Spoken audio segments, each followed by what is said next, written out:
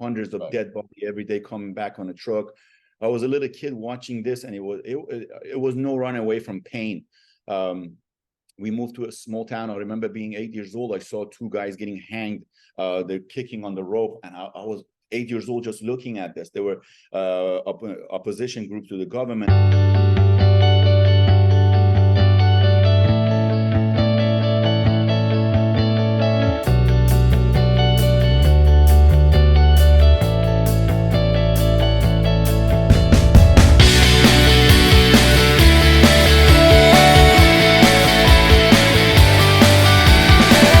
So welcome to the Meaningful Jobs podcast season 2. I'm your host, Adrian, and today we're extremely honored to welcome Siavash to our podcast to talk a little bit about his exciting journey from, Iran actually to the US and now becoming a really successful gym owner. So how are you today? Hope you're doing well. I'm doing great, Adrian. Thank you so much for having me here and building this platform so people like me to share their story. Thank you so much for having me. No problem at all. And I can't really, I'm really excited to get this started because it's not often that I come across somebody from Iran and make it over to the US, let alone being successful. So can you tell us a little bit about, how you got started? Absolutely. So I'm just going to give you guys a little backstory of myself and how I became a gym owner, pretty much. I was born in 1980 in Iran. 6 months later, the war between Iran and Iraq started, and we were on almost the border of Iran and Iraq. So the war was brutal, and we were part of a religious minority. So there was no job for us. The government considered us as infidel, and so they were not hiring us. And most men not everyone, pretty much all the men in my religious minority, they kept their mustache. So it was very easy for the government or people to know who we are. So most of us, we were without the job, and I was a kid, and my dad was joined the pretty much army to. That was the only way to make money. So he was a part of the Air Force, and the Air Force that we were in, it was the first air basically base right next to the border. Every night, the sky is red of bullets, jet fighters coming down to us, passing our houses. The windows are getting smashed. Hundreds of dead bodies every day coming back on a truck. I was a little kid watching this, and it was no run away from pain. We moved to a small town. I remember being 8 years old. I saw two guys getting hanged. They're kicking on the rope, and I was 8 years old just looking at this. They were opposition group to the government. It was a brutal. It's not even I can't even to be honest now. I can't imagine myself. It's happening again. It was so chaotic. No bread, no meat. Everything had the line. No fuel, and everything that was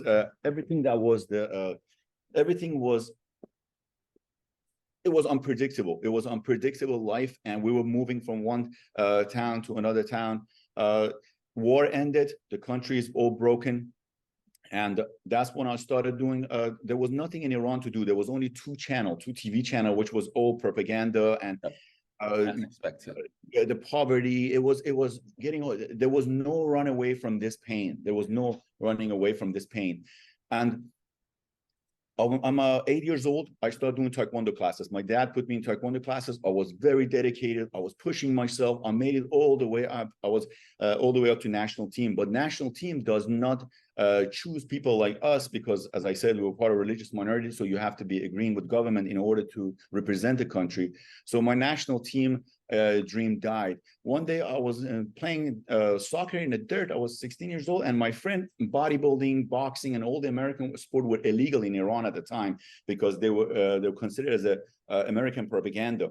So one day I'm in the back playing soccer in the dirt, and my friend Mehdi, he showed me a picture of Arnold, and I said, "What the hell is this?" And he was big, he had the muscle, he looked happy, and he represented everything that I wanted to be. Strong, he was deterrent, and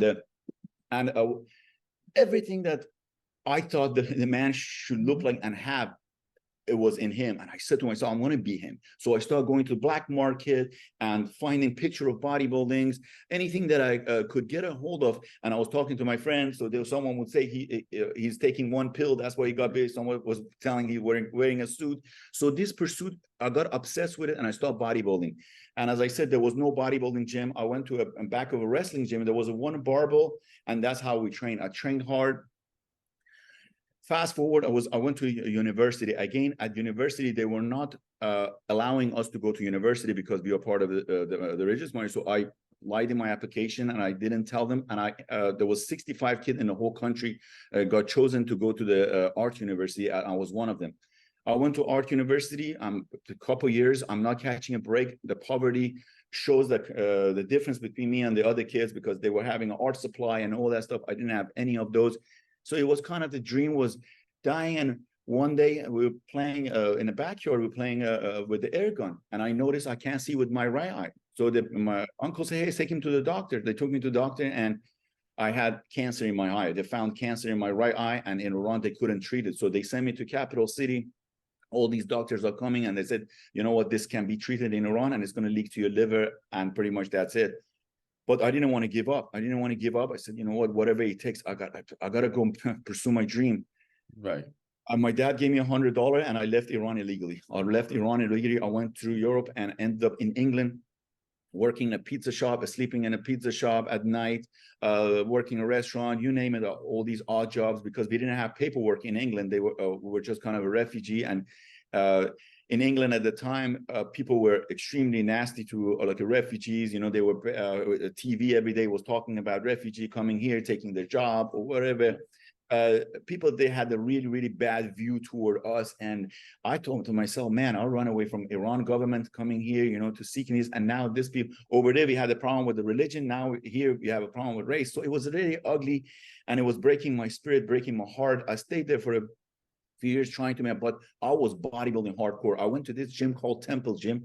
Dorian Yates, the world champion, owned it in Birmingham. I was training like a madman. That gym was disconnected from the whole world. There was no racism. There was nothing. It was just about training and pumping iron. So I learned a lot. I studied everything. I studied everything about Dorian Yates, his teacher, Mike Menzer. He's the Mike Menzer teacher, Arthur Jones. I learned everything about bodybuilding, nutrition, but I couldn't compete because we didn't have paperwork. I didn't even have a driver license. I said, you know what, this is not. And there were so many bad things were happening. One of my friends, he had a heart attack. Someone hanged himself, one of our friends, because of depression. So I said, you know what? I'm going to get a fake passport. I bought a fake passport for a few hundred British pound. And I went to the airport and I said, you know what? I'm going to go to America. I'm going to go pursue my dream. So with the fake passport, I went on a plane and landed in America. As soon as I landed. Sorry, can I just ask, was it that easy to get a fake passport? Oh, no. Smuggler, I found a smuggler and I gave him money, and then he sent me the passport. The picture was so crooked. I looked at it, I said, anybody can tell this is a fake, but you know what? You didn't buy it's a legal thing. So I said, you know what? I'll go. I have to. And so I just faith. I put faith behind it and say, you know what? I'm going to go. I mean, in the airport, they noticed it. Even it's fake. The lady told me, hey, son, this passport doesn't read. And I said, try it again. And the lady went to the back and started raiding. And I saw the security, everybody's raiding each other. I said, you know what?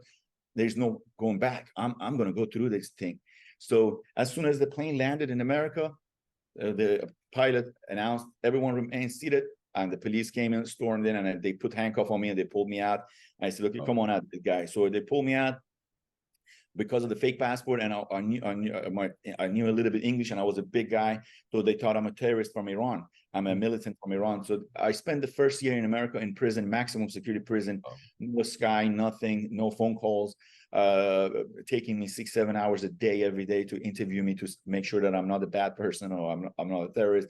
So almost after the year, I went to a judge and they said, okay, you're not the bad guy. So they said, we're sorry holding you for this long. And they shook my hand. Now they kicked me out of the prison after a year, and I'm out in the street homeless, on the street of Chicago, homeless, walking around. And I'm looking under the bridge. And can I ask if you remember the first day you left prison? How that did you remember that feeling? Yes, absolutely. It wasn't a feeling. Oh my! at that point, I said, nobody can stop me. That was my thing. That's it. My foot is on the ground and no one can stop me. Now I'm at it. I was so motivated, so like driven to get this done. I wasn't angry. I did something wrong, of course, with applying with a fake passport, and I'll take responsibility for it. And a time in prison, I kind of deserved that. So I was out. I said, you know what, fresh beginning. Let me go. I pushed myself. So I'm walking on the street. I'm homeless. I have no money. I'm looking under the bridge. All these guys that they were in prison, they recognizing me that I'm out of prison because I have no shoelaces. They can tell right away. We can spot each other. So I said to myself, man, if I'm out, I'm going to die tonight. I'll kill someone, or if someone kill me. So I called one of the guys that in prison that he got out a couple months later, earlier. I got a bunch of number from prison, from a lot of crazy bad people. And I said, I'm never going to call these guys. But there were a few that they kind of became Christian, or they become religious, and they kind of changed their way. So I called one of them, and it was from Guatemala, saying, hey, brother, I'm in the middle of the street. I don't know what to do. He said, stay where you at. And they came, picked me up. He took me to his house. He had a basement. He threw a mattress in the basement. He said, stay here till you figure things out. So I was going to library, and sometimes I go with them to cleaning houses, with them to go cleaning houses. So I was going with them. They give me $100. I would spend it in the house, buy milk or microwave, whatever I could to help them to repay the favor. I stayed there for a couple months to 3 months. Chicago was cold. It started snowing, and I hate snow because I grew up in the western part of Iran, which snows, and I remind me of all those bad memory of standing in a bread line, meat, or whatever we had to. It was brutal. So I said, you know what? I'm going to go to California. I jump in a train. I got $140 ticket, and I jumped in the train. It took me 2 days. I got to LA. Got to LA. I'm homeless in the streets, and I looked at newspapers. I found this security job. It says graveyard shift. Did you have any document that allowed you to find a job? Yeah, so those 3 months that I was there and at the basement, so I because I was assigned now, they gave me Social Security. So I had my Social Security and I had my driver license. And I was good to go. I didn't have driver license. I had the ID. At the time, I didn't know how to drive. And I looked for this job, and I found a security job, graveyard shift, working from 11 at night till 7 in the morning. And man, I worked hard. I was always clean shaved, clean. I was showing up sharp. Yeah. And these guys, every time they show up tomorrow work, they say, hey man, we're not catching you sleeping. I said, why sleeping? I appreciate the job, and I appreciate and in the afternoon, I would go train like an animal. I would train bodybuilding, hardcore. So I found another job. I did 2 security jobs from 7 a.m. I would go to one job till 3, and then evening time I would go to the evening from 6 to sorry, I have my dog. And so so I was working day and night and working as a bodybuilder. Milo, come here. It's okay. We'll cut the dog out. Can I throw him out 1 second? And then it's okay. No problem. Sure. And then we 1 second, Adrian, I'm sorry. It's okay.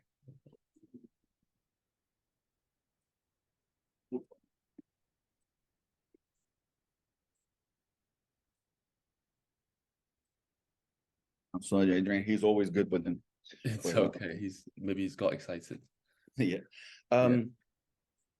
So I had the security job on bodybuilding, hardcore. After 12 years, they gave me a refugee passport. After 12 years of being outside the country and everything, I got the refugee passport this time. Okay, that's a real one now this time. Yeah, this is a completely new, that story is over. Yeah, now I'm legal in America. I was good and everything. So they gave me a refugee passport. So now I could travel, and I haven't seen my family for 12 years, and I can't go back to Iran. Yeah. And go back to Iran. So I went. You smuggled out, right? Absolutely. I didn't go to military, and absolutely I get arrested over there and go to prison. So I went to Turkey, the neighboring country. My family get in neighboring country. My brothers all grown up. My sister got married. One of them has a kid. When I left, they were a little baby, and life changed. And I was just a loser, to be honest. I had no money. I'm working as a security guard. After 12 years, I have nothing, no family, no kid, not a real job. Well, at least you got some money, right? Because you were. I'm working as a security job at the $8.25. So when I went to Turkey, I had one of my friends, he gave me even $100 to buy a gift for them. So I'm there, and they looking at me and say, what are you doing? And on the way back, I felt like such a loser. I'm like, what is happening with me? I need to do something. So I was just say, man, and I was reading this book, Secret, that whatever you want. And I was like, okay, I started dreaming about it. I came back, they fired me from security job. God damn it. Now they fired me from security job, and it's right there is about 2010. America is going through a recession. There is no job. All the security job are taken by actually a veteran that were coming up from Iraq war and all these wars. They're coming back, and they are way more qualified than I am. They're applying for the exact same job for like $9, $10 an hour, and they're more qualified, so they got the job. Right. They were getting a job, and I couldn't catch a break. So I was catching a break, and unemployment gave me a back pay of $3,000. And I said, man, I've never seen $3,000 in my hand all at once. I said, I got to do something with this. I went on Craigslist. There's a site here that you see. It's like you see old deals and stuff like Craigslist. And I found this little spot. The guy said $1,900 for a little spot. And I said, you know what? That's my dream. I'm going to go there. I had $3,000. So I went there. I gave the guy $1,900. Mm-hmm. And at that time, when I thought about opening a gym, my intention was not helping people. My intention, none of this stuff. My intention was to have a dungeon, to build a gym dungeon, just like Dorian Yates, so I can imitate him and be a world champion. That was my only intention, because going to Gold's Gym, going to big gym, I would get distracted with the girls. I wouldn't be able, but here, only mine. I'm going at it. So I started training people with no equipment. I had one bar. I had no equipment, nothing, but I'm expert at training people. With one bar and a couple of dumbbells, I'll kill people. People would come and say, hey, where's the gym? Because I put the banner outside, hey, come to the gym and lose 15 pounds or whatever. They would come and say, where's the gym? Because there's no equipment. I said, they just pay me and I'll train you. I'll show you how I'm going to train you. People would get surprised, and they come and I kill them in that. And because I didn't have much of equipment, I had I made the session to 30 minutes. In that 30 minutes, I had to get it done. So I came up with the system, I systemized everything, and experiences from Taekwondo, experiences from bodybuilding, the psychology behind it. I combined it to make it very practical for people to come and train. And I realized the busy professional are gearing more toward myself. The people who are very, they're tech guys, they don't have much of a time, but the 30-minute session appealed to them very well. So I was pushing forward, but I'm not getting ahead. I'm making money, but I'm spending it. One day, this guy, the chubby guy, he walks in. His name is Daniel Rosen. He comes, he wants to lose weight, and he started looking around and say, hey, man, you're doing business wrong. I said to him, business. So he started giving me advice about business. A little by here, he told me, you make your website this way. He started advising me. My business started growing. I listened more and applied more. So then I started getting educated about business. So I started systemizing my whole gym. That is a 30-minute session. You come in, the workouts are exactly written, the routine, what to do. So the gym started growing. The mayor of my city, Culver City, started training with me. All the big guys of the city, a lot of famous people in LA start coming to my gym. So before I know it, all the bodybuilders from Gold's Gym would come and train away, because I have a little gas station. And for your audience, if they want to check it out, is SixPax Gym, SixPax Gym. It's a gas station, and about 800 square foot gas station, and we were making over $1 million a year on this little gas station. No gym ever make this kind of money, because, as I said, it's a community driven. It's what I figured out with the system that I figured out, and it worked, and I just kind of scaled it. Now in that little gym, 10 people are working at the gym.